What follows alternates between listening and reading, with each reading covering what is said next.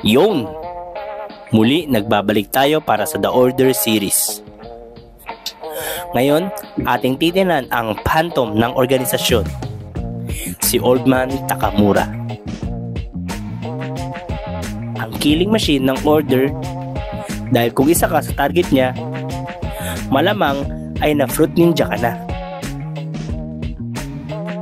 Kung titingnan, mukha lang siyang ordinaryong matanda in his latter years. With his brown suit at white polo, hindi mo akalain siya ang isa sa mga badass agent ng JAA.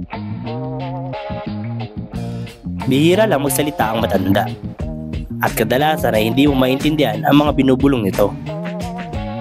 Pero gugulatin niya ang lahat nang bigla siyang nagsalita during the exhibition arc, proving that the Phantom is still sane and not just a weapon of mass destruction. Isa lang ang weapon of choice ni Old Man Takamura, at ito ay ang kanyang katana na kayang humiwa ng kahit ano.